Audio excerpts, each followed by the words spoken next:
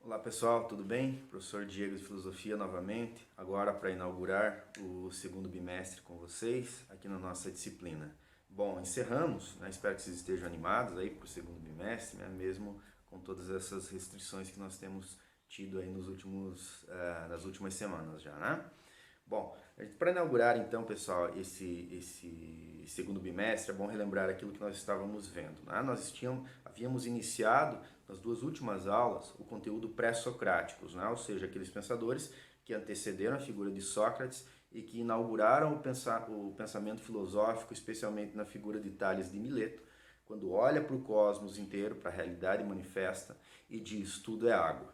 Ele inaugura a filosofia nesse momento porque ele se coloca pela primeira vez que nós tenhamos notícia de tentar atribuir um princípio unificador para a realidade concreta, para o imanente aqui, por meio de uma explicação racional, lógica. Tá? E aí é necessário que você se lembre lá daqueles 4 conceitos que agrupam todos os pré-socráticos. Vamos a eles: physis, arquê, cosmos, tudo isso iluminado pelo Logos, ok? Sempre lembrar aqui, especialmente nessa primeira etapa da filosofia ocidental, em que nós chamamos de pré-socráticos. Nesse sentido, damos continuidade hoje com a escola pitagórica, né? Os pitagóricos aqui que se agrupavam em torno dessa figura mítica, provavelmente não se sabe se efetivamente esse cara existiu, Pitágoras de Samos, mas nós sabemos que houve uma escola pitagórica.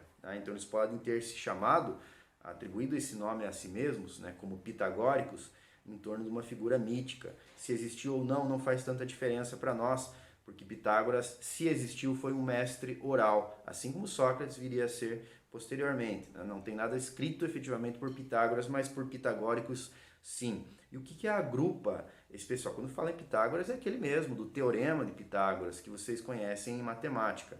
Tá? Sempre associe então a figura de Pitágoras à questão da matemática, porque essa é a chave interpretativa para nós aqui. O que os pitagóricos fizeram, e eles fizeram muito bem e tiveram uma influência grande nas artes e na filosofia posteriores, é justamente olhar para a realidade concreta, assim como Tales de Mileto fez quase contemporaneamente, só que em regiões diferentes, numa região diferente, foi olhar para a realidade concreta, então, e perceber que há um princípio matemático em tudo. É possível, então, olhar para as 3 esferas lá, physis, arquê e cosmos, e perceber aqui o estabelecimento do número nessas 3 esferas, sempre olhando logicamente para isso. O que diferencia, então, pessoal, e essa é a primeira nota aqui para que vocês percebam a diferença, né, de Pitágoras com relação a Tales, que nós vimos anteriormente, e outros também, é que Pitágoras dá uma explicação abstrata para a origem, a estrutura e a ordenação do cosmos. É um princípio abstrato, né? É um número aqui, embora o número esteja em tudo, olha quantos livros eu tenho aqui atrás de mim, que podem ser reduzidos a números. A minha própria estrutura é 1,74 m, 35 anos, 12 anos como professor na UEPG, e assim por diante, tantos anos de casado, tantos filhos, etc. Tudo isso é número. Né?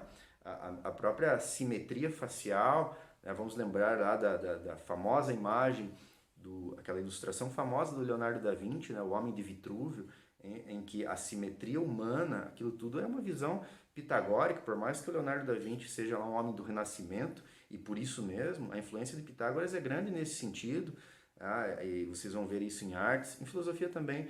No fim do ano a gente vê lá esses filósofos do Renascimento, e a gente vai voltar a essa noção pitagórica aqui, que está entre os pré-socráticos aqui nesse momento.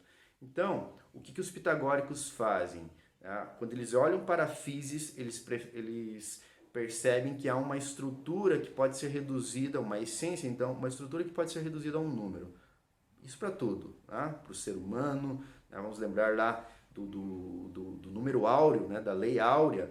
Isso tudo vem dos pitagóricos. A harmonia musical, por exemplo, quem estudou já está me assistindo, eu sei que alguns alunos, algumas alunas são instrumentistas, né, estudiosos de música, que conhecem teoria musical, sabe que a teoria musical é muita matemática. Né? A ideia de diapasão, a palavra diapasão é uma palavra que vem dos pitagóricos.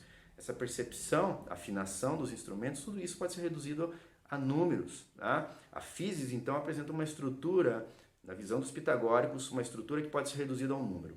A arquê, ou seja, a origem de tudo, é número. A origem de tudo é o número 1.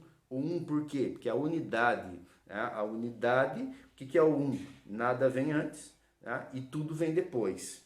Ou seja, é fonte e origem de todas as coisas. Antes do 1 tem o 0, ou seja, é o nada. Né? E o 1, então, é fonte e origem de todas as coisas. Por que eu estou falando isso? Né? Porque a visão pitagórica ela também tem um teor mais ou menos religioso por trás disso. Há várias sociedades iniciáticas, desde sempre, desde essa época até os dias atuais, que têm princípios matemáticos pitagóricos por trás para estruturar muitos dos seus ritos e de sua linguagem interna mesmo. Né?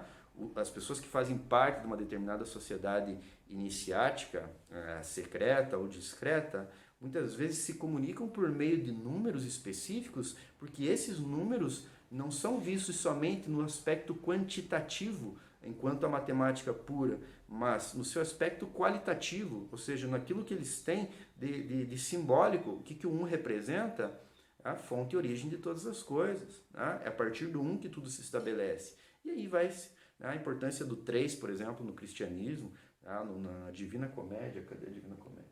Está aqui. Na Divina Comédia, o número 3 é importantíssimo. Né? O Dante era um pensador, um escritor, né? Um pensador grandiosíssimo, que se estabelecia a partir de bases mais ou menos pitagóricas, como se sabe se vocês estudarem a biografia dele também. É um sujeito lá do século... Ele vai morrer em 1300 e pouquinho. Aliás, a Divina Comédia é de 1300. É nesse período que a gente está falando, ok? Para vocês perceberem que a influência dos pitagóricos ela foi para frente, né? Ela se estabelece até hoje, se vocês olharem bem. E por fim, o cosmos, né? Como é que o cosmos era visto por um pitagórico? Justamente pela sua harmonia, pela sua ordenação, como é que você percebe a ordem de uma coisa? Justamente pela simetria dela, pela ordenação absolutamente complexa, mas com algum padrão, né? Algum padrão matemático.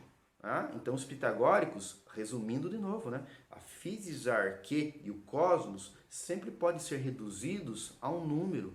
Tudo então que há para nós pode ser reduzido a algum padrão matemático. Essa era a visão pitagórica. Tá? Leiam lá na página 61 aquilo que Aristóteles, no livro A Metafísica, diz a respeito dos pitagóricos. Ele vai dizer exatamente a mesma coisa que eu estou dizendo aqui. Eu estou complementando dizendo que o que diferencia os pitagóricos com relação aos outros pré-socráticos é que eles estabelecem uma resposta abstrata para a origem, para a estruturação e para tudo o que há ao princípio das coisas. Não é mais a água que é palpável, mas agora é o número. Está aqui, está na abstração. A matemática e toda a resolução, o desenvolvimento do pensamento matemático é aprofundamento de uma abstração. Tá? Então, nesse sentido, os pitagóricos dão um passo adiante com relação aos outros pré-socráticos, que olham estritamente para a matéria e tentam retirar de lá elementos racionais, mas palpáveis. Tá?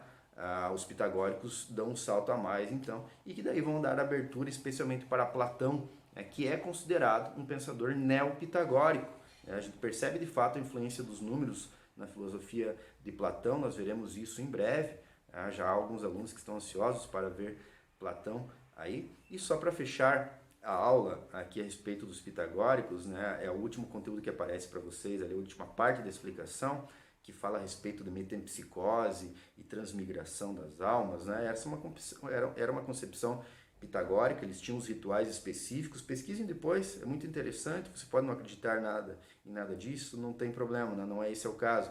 Mas é muito interessante perceber as convicções dos pitagóricos que envolviam de fato essas noções, né? Metempsicose, por exemplo, a ideia de que depois que o sujeito morre, uma parte do seu eu vai para uma outra forma de ser vivo, que pode ser um animal, por exemplo. Então há várias anedotas nesse sentido, segundo as quais um pitagórico ou o próprio Pitágoras um dia tinha visto um cachorro sendo açoitado, né? sendo maltratado publicamente numa praça, e ele correu, né? E afastou o sujeito que estava maltratando e disse: não faça isso porque ele é um parente meu, eu reconheci pelo latido. Tá? Essa é uma convicção que envolve essa transmigração das almas, que nem sempre uma alma, quando morre, né, vai para uma outra forma de ser humano, né, mas pode ir para um ser vivo inferior na classe ontológica, um cão, por exemplo, como é o caso nessa anedota. Sendo assim, pessoal, me despeço de vocês e na aula vivo eu amplio essas discussões e tiro as dúvidas de vocês. Forte abraço, até logo.